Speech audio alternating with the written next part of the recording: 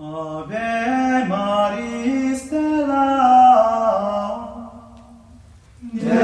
Hello and welcome back to Vatican II in a Year. This is your host, Father Matthew Schneider. I am a priest of the Church of Christ and I teach theology. This is a podcast on the StarQuest Production Network at sqpn.com. Today we're on day 270 and we are covering Ad Gentes 39 to 40 on the task of priests and religious in evangelizing. This is the second last day for this document. If you want to follow along, we have a reading plan and more details at sqpn.com/Vatican and frmatthewlc.com/Vatican. Yesterday we spoke about how bishops have a key role in promoting and helping missions around the world. Today we're going to continue chapter 6, and the summary is priests should stir up missionary zeal in others, and both active and contemplative religious are key for missions. 39 is about priests, 40 is about religious, so both are about somebody like myself who is both a priest and a religious. 39 has 3 subparagraphs. A is about priests share the ministry with bishops and should reach non-Catholics. B, priests should stir up zeal for missions. C, professors need to teach seminarians and others about the state of the church to encourage zeal for missions. So let's get straight in. 39A. Priests personally represent Christ and are collaborators of the order of bishops in that threefold sacred task, which by its very nature belongs to the mission of the church. Therefore, they should fully understand that their life is also consecrated to the service of the missions. Now, because by means of their own ministry, which consists principally in the Eucharist, which perfects the church, they are in communion with the Christ, the head, and are leading others to this communion, they cannot help but feel how much is yet wanting to the fullness of that body and how much, therefore, must be done that it may grow from day to day. They shall therefore plan their pastoral care in such a way that it will serve to spread the gospel among non-Christians. So this begins with this idea of priest and bishop collaborating, which we can see from Lumen Gentium, we can see from Presbyterorum Ordinis, which we'll see starting in 2 days, and things like that. And we have that idea of how the priests are like that, but that's not just in a general sense, it's also in this idea of missions and missionary zeal. And so our consecration as priests, we are ordained priests, it should also be for the mission. Now, obviously, most of us are not going to go and spend most of our life on foreign missions, but we should have a concern for them all. We need to have that gospel spread out. We need to have pastoral care. We need to remember that we're united with everyone else in the church and the Eucharist. That includes the missions. We are united with the missions, and we as priests need to have that zeal for those souls who do not know, love, and serve Jesus because they do not know him first. And so for those missionaries who are going to go and preach them, so hopefully they will know, love, and serve Jesus. Moving on, 39b, priests should stir up zeal for missions. So let's read it. B, in their pastoral activities, priests should stir up and preserve amid the faithful a zeal for the evangelization of the world. By instructing them in sermons and in Christian doctrine courses about the church's task of announcing Christ to all nations. By enlightening Christian families about the necessity and the honor of fostering missionary vocation among their own sons and daughters. And by promoting missionary fervor in young people from the schools and Catholic associations, so that among them there may arise future heralds of the gospel. Let priests teach the faithful to pray for the missions, and let them not be ashamed to ask alms of them for this purpose, becoming like beggars for Christ in the salvation of souls. We need to pray for the missions. We need to have that zeal for the missions. This is something that priests need to encourage everyone in our preaching. How often have you heard a priest preach about zeal, about the missions? That's an important aspect of our Christian faith, and it too often is kind of neglected with other things that seem more pertinent. But this is extremely pertinent. This is extremely relevant. This is something that matters in the here and now. It is something that Christ called us all to do. As well, priests should honor those vocations who go to missionary activity, who go on different missions and things like that. I know for myself, when I've visited different parishes, I can get a sense as a religious who's from like another part, how well they're honoring missionary vocations or religious vocations going to other parts of the world. And it's varied. It's quite varied. And so ultimately also priests should promote fervor for missions. Then they should promote prayer for missions and giving for missions, because we do need both of those things for the missions to succeed. We need the prayer and we need people giving money. So we're going to include 39C with seminary and university professors, and they need to teach people about the state of the church to encourage zeal, and especially seminarians in this case. Let's read it. C. Professors in seminaries and universities will teach young people the true state of the world and of the church. so that the necessity of a more intense evangelization of non-Christians will become clear to them and will nurture their zeal. In teaching the dogmatic, biblical, moral, and historical branches, they should focus attention on the missionary elements therein contained, so that in this way a missionary awareness may be formed in future priests. So that last line, future priests, obviously alludes to that idea of this primarily thinking about seminarians, but I think it also applies to religious, also applies to lay people as well, for them to have that same thing. We need to teach about the true state of the church as seminary professors. And we need to see both the good and the bad. There are good things. There are a lot of good things going on in the church. There are some things that are not the best. I think the way that the church handled the sexual abuse scandals in the past 50 years has not been the greatest. In the past few decades, we've improved, but we still need to improve. That's something that's not good. But there's a great zeal, there's great growth in the church in places like in parts of Africa and things like that. That's great. That's wonderful. And we need to see this for evangelization. What parts of the church need evangelization? How do we promote zeal for all people? And it also talks about bringing this into other studies. How can we talk about this? And I think one of the biggest things, at least as far as I see it, is to mention the likely ones that these people are going to encounter so that they can think of, okay, I'm comparing my idea of creation to the ideas that are common in the area I'm going to go on mission, because that's really important, or where I might go on mission. That's important because, for example, one of the things, if I'm going to teach Trinity in the U.S., I'm going to teach what's wrong with the Mormon Latter-day Saint version of the Trinity. If I was teaching it in other parts of the world, I might not. Why? Because there are not enough Mormons where evangelizing Mormons is a significant thing. And that's an important aspect to think about in a seminary. Moving on to paragraph 40. It has 3 subparagraphs on religious and 1 on other related things.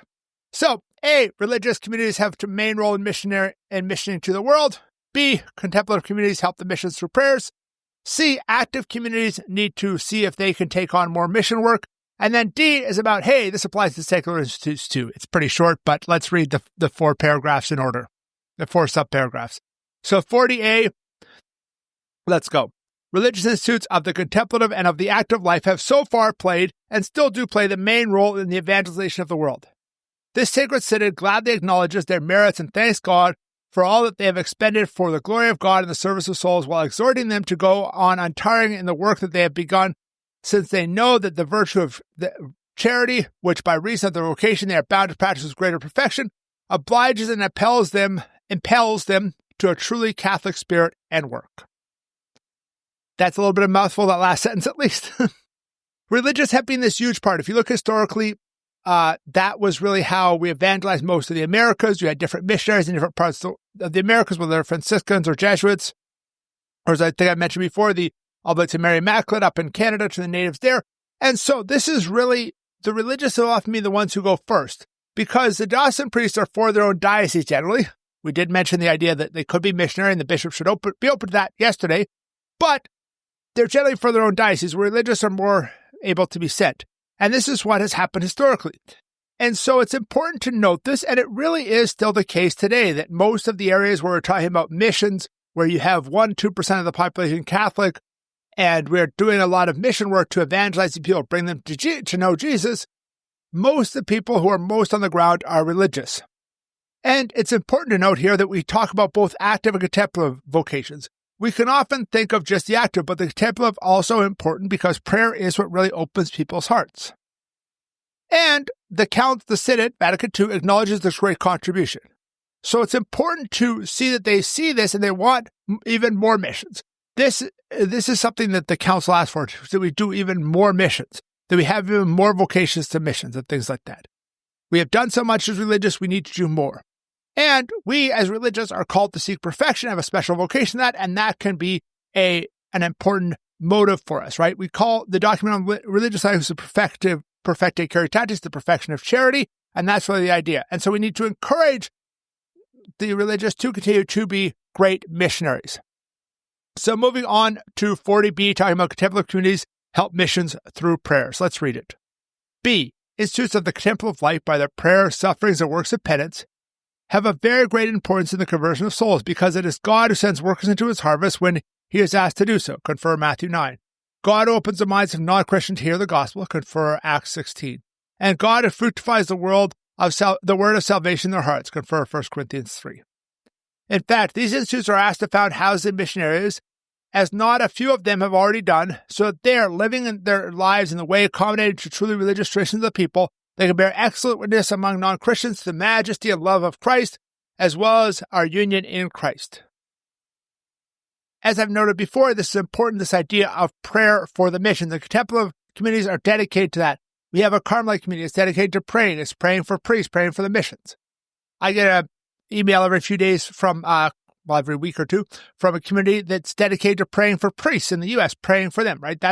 And I put myself on their list, right? Because I really think the prayers of these contemplatives are really important for our own sanctification, for our own apostolate mission, things like that, and for converting hearts, because it's God who converts hearts and minds. We can help God, but we cannot convert a heart or mind ourselves. It is only God who does so. And the Vatican is encouraging these contemplative communities to go into missionaries and found house there. They can bear witness there. They can practice the faith in the way that makes sense to them. And this is a great witness because people see, okay, people are willing to dedicate their lives to be in this house their whole life and just pray, well, this might be serious and it might be worth me investigating this. Even this kind of indirect witness is very important in a lot of missionaries. So moving on to 40C is talking about active communities and it asks if they can take on more mission work. Let's read it. Institutes of the active life, whether they pursue a strictly mission ideal or not, should ask themselves sincerely in the presence of God, whether they not be able to extend their activity for the expansion of the kingdom of God among the nations. Where they could possibly leave certain ministries to others so they themselves could expend their forces for the missions, where they could possibly undertake activity in the missions, adapting their constitution if necessary, but according to the spirit of their founder, whether members are involved as totally as possible in the mission effort, and whether their type of life is a witness to the gospel accommodated to the character and the condition of the people. So this is important, this idea that we who are an active community should look at our possibility for going out and doing missions, doing out and preaching these missions. How can we extend our mission work into our apostolic work into these mission areas? One of the things that's really interesting here is, so the Legion, my own community, we took on what was then the prelature of Chetumal, which is now the Diocese of Cancun, Chetumal, in Mexico, and we took that on as a mission territory. A lot of people were Catholic, they were Mayan, there were very almost no local priests, things like that, and we've worked on it for all these years. And now that it's become a diocese and we need less legionaries for the kind of missionary work in there, and it's honestly should be a conscious exam for us. Do we need to do we go to the Vatican and look and see if there's another mission territory that the Vatican wants us to take on? Because we had been doing that for 55 years now, and we have succeeded in establishing a local church in that time, which is what you want in a mission, right? Now, I looked at it on the website because I had to check the exact date, and in this diocese, it's like 75-80% Catholic right now. So that is no longer, as long as they have local clergy, they have established things, that is no longer a mission territory by any normal definition. And this is important. These missions are super important. We should bear witness to non-Catholics, not just to Catholics.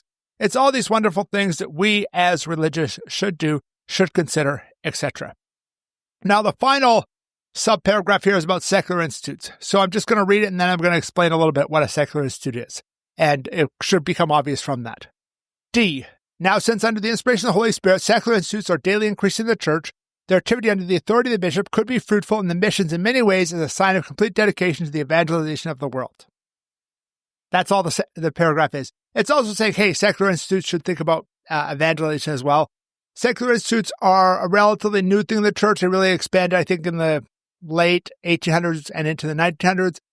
I don't know exactly how many there are. There's less than there are religious, and they have a slight difference in they don't necessarily have a community that they live in. They often do live together, but it's not a requirement of their life like it is for religious.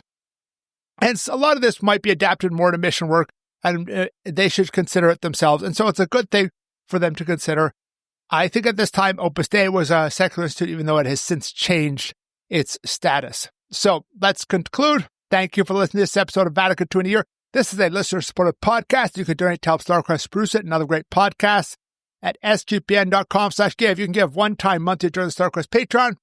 Tomorrow, we're going to continue with the next paragraph of at Gentis 41 on the lay, role, and evangelizing, which is the last paragraph of it. Please join us then to learn more about Vatican II, which can provide a blueprint for the Catholic Church. If you want more information on the podcast, like playlists for individual documents and a reading plan, go to sqpn.com/Vatican, and for our MatthewLC.com/Vatican or Vatican SQPN on Facebook and X. There's also an SQPN Discord server at sqpn.com/Discord, and on there you'll find a channel for Vatican II in a year. Amen.